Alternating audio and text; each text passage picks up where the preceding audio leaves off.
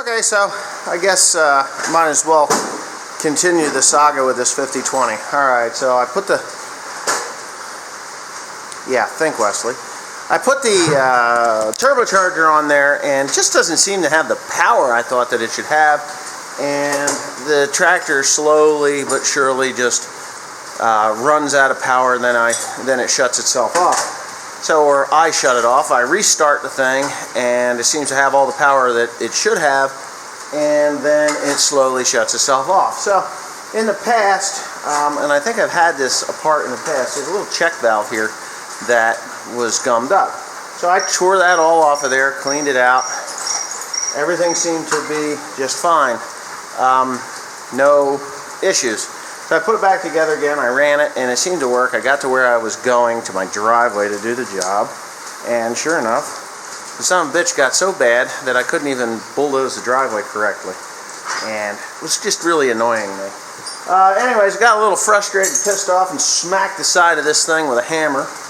I'll show you the hammer. I picked it up off my front porch. This is the culprit here, and I don't care because this pump needs to be rebuilt anyway, but right here, there's a little button here that, I don't know, I think it was supposed to, yeah, it was attached to the shaft on the back side of this injector pump. Now, once upon a time, a long time ago, I had problems with this thing, and I took it apart. I broke the seals, obviously, because I just don't care.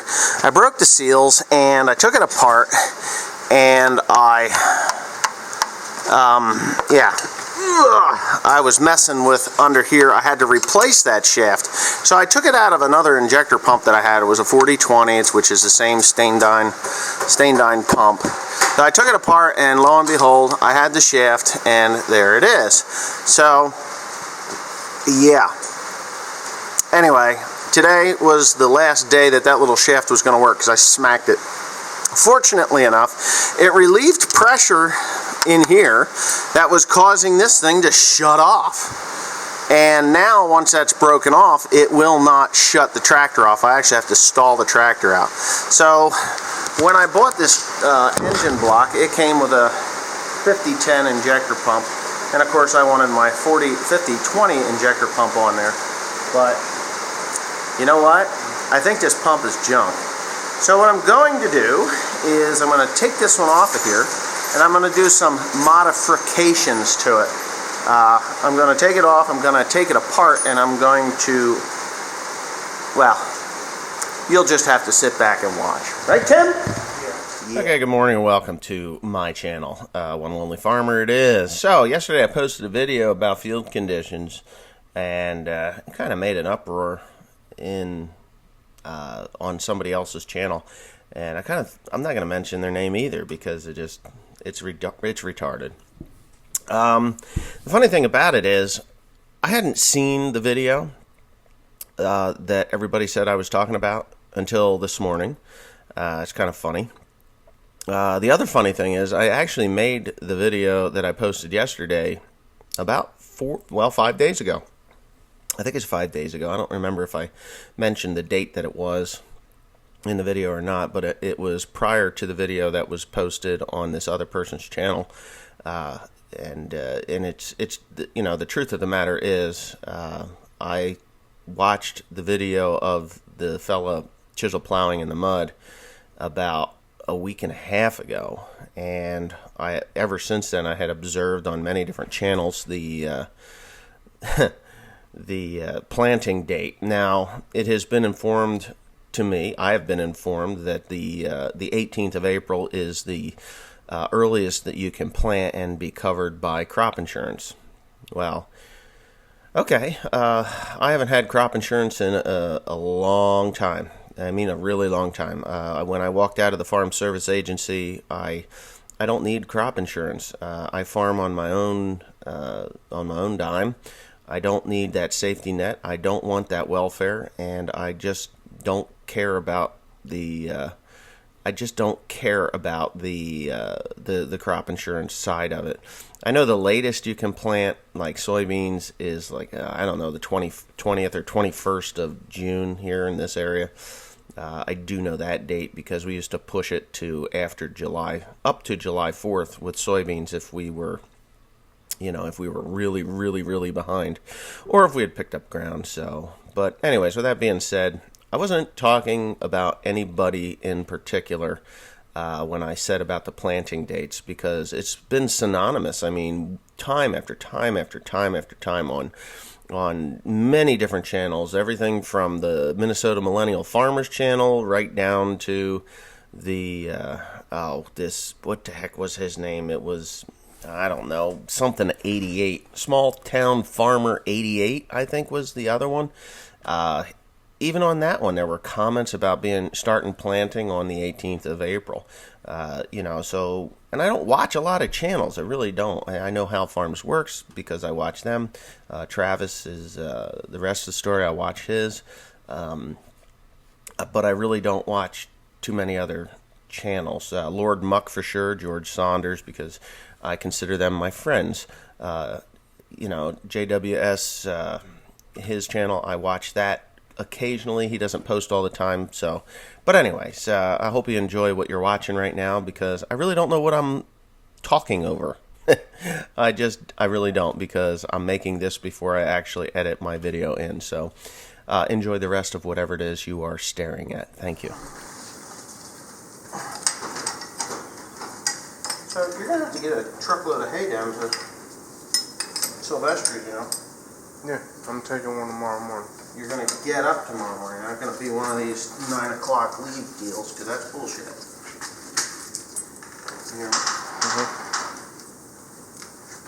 Well, the reason I want you to leave early is so you get back, because you didn't get lost. I don't know where you're going, but...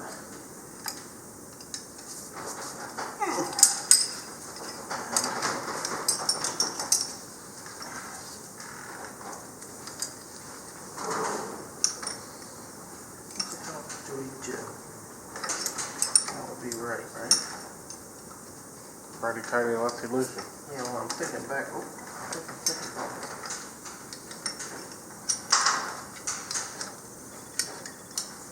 If it's upside down, you would be turning left is tight and right is loosened.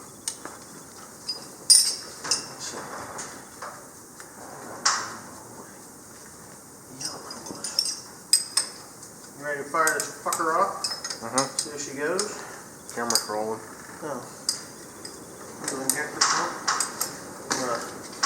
Newly reinstalled injector pump. Hopefully everything works the way we want it to. How does the driveway look? Huh? How does the driveway look? It's a mess.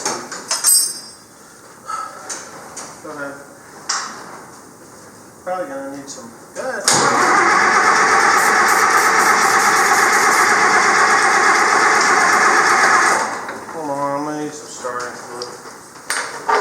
It's probably going to have to run on starting fluid for a few seconds. Good, fire it up.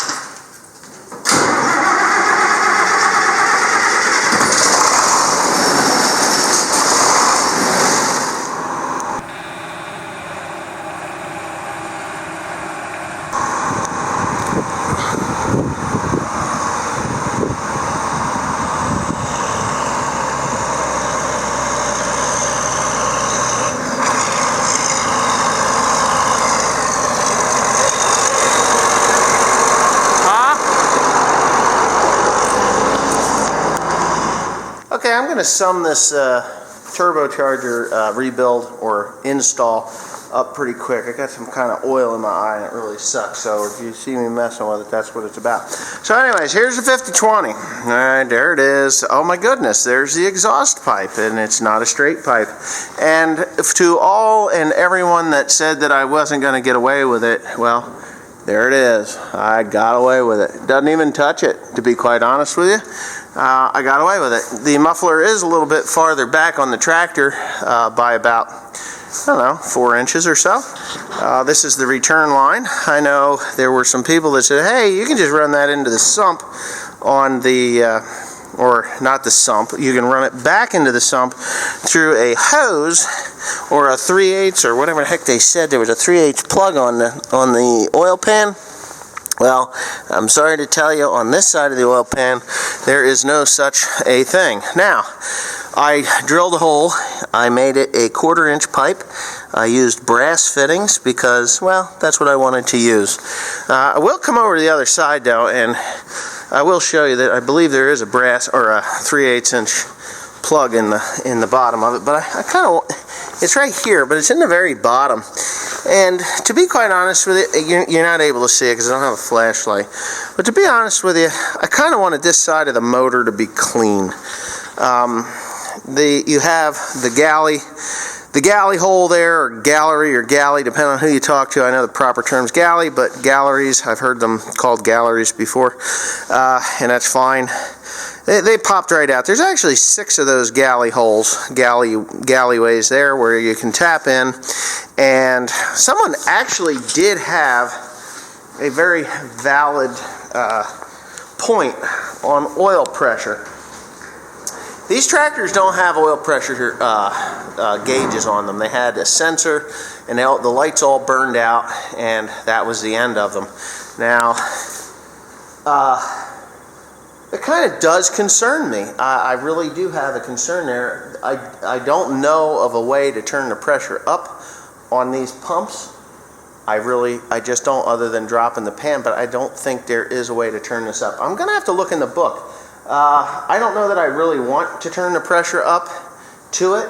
I don't think that it's really necessary to do so because the oil is flowing through the galley just like it normally would if I was to put something to it, whether it's a pressure gauge or whatnot, and it's flowing quite nicely. So I don't know. I think it's fine. You know, I think it's fine. But anyways, I use this hose. It goes into that through that 1/4 inch hose. Actually, it's an 1/8 inch hose. So it's restricted on the side that goes into the turbocharger.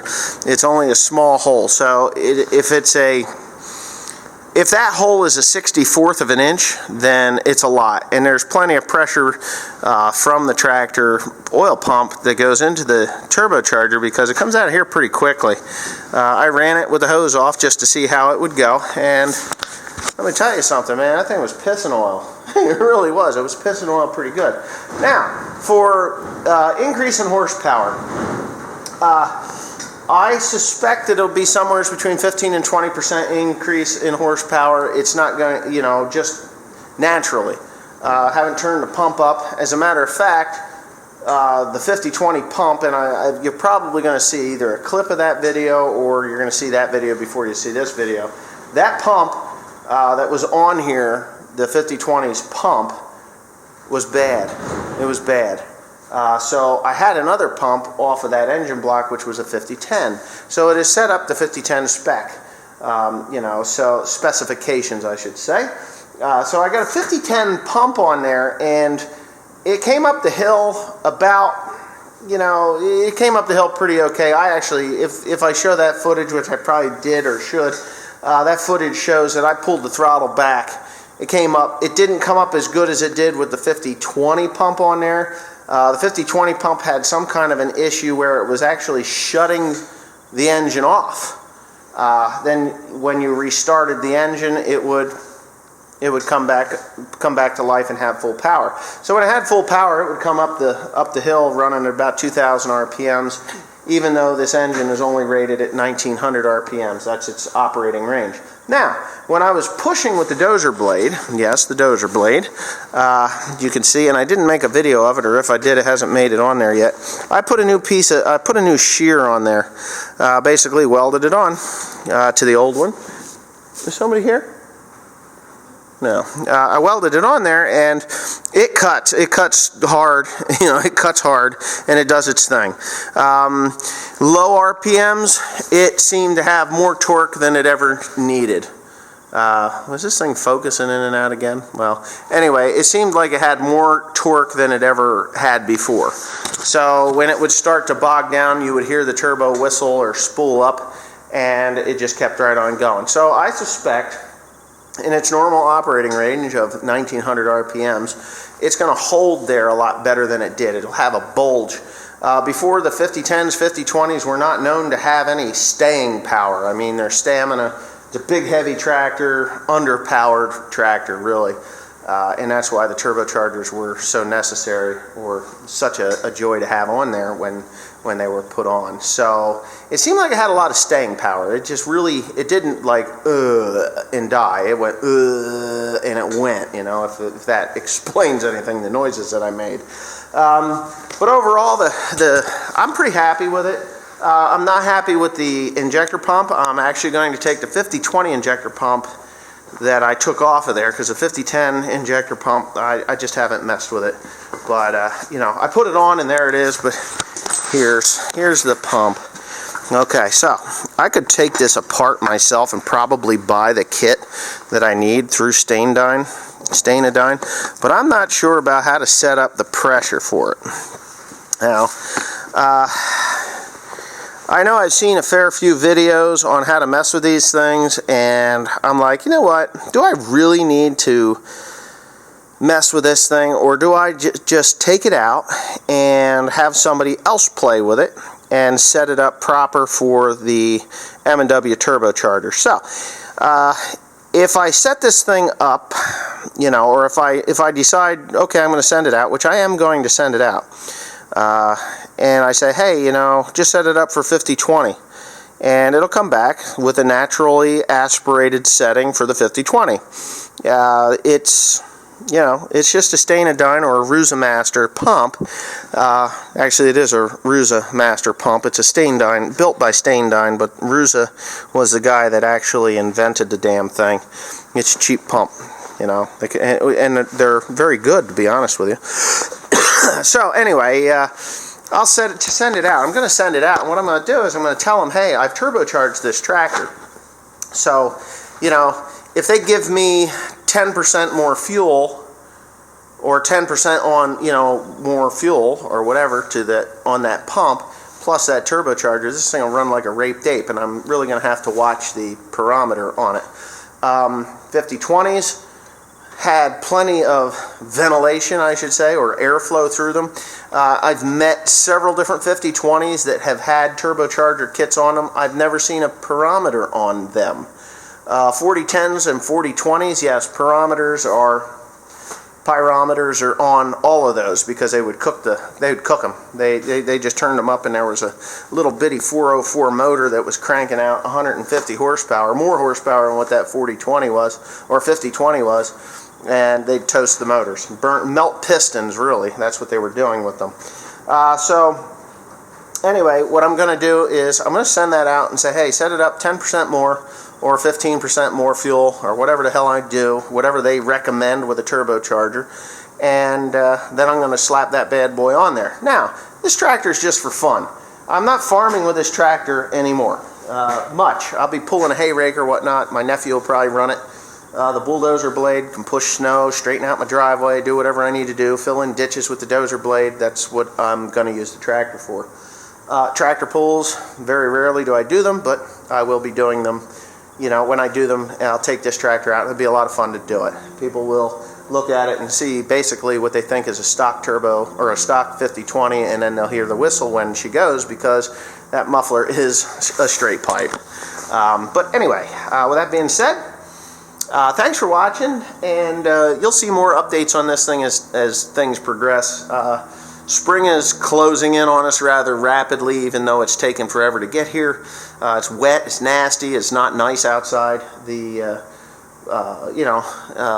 I'm not gonna jump on this injector pump thing right away, because money's got to come to my hands before it can go out of them, right? So it's on the 5010 injector pump's on there. The tractor functions and runs perfectly with that. It's not as snappy as it should be, but it's every bit of what the 5020 was before I put the turbocharger on. It's more than what it was before I put the turbocharger on, even though I'm running a 108 horsepower injector pump on a 121 horsepower tractor. So if you see where I'm going with this thing, so 108 horsepower is what the 5010 was, and now it's 121 on a tractor that's supposed to be 121 horsepower, so it's kind of equaled itself out there. I don't see any increase in power now because of that turbo, because of the 5010 injector pump. So when I get this one rebuilt, I'm going to give her a little extra juice, and then you're going to see that tractor come to life. I'm hoping to get somewhere around 150 horsepower out of it. I think that would be nice to have 150 horsepower. I don't think I'll have to worry about the perometer. If I do, then I'll buy it right there at the diesel shop, and I'll put it in or on the tractor then. So thanks for watching. Please comment, rate, and subscribe for more, and I hope you enjoyed that series, because I certainly did.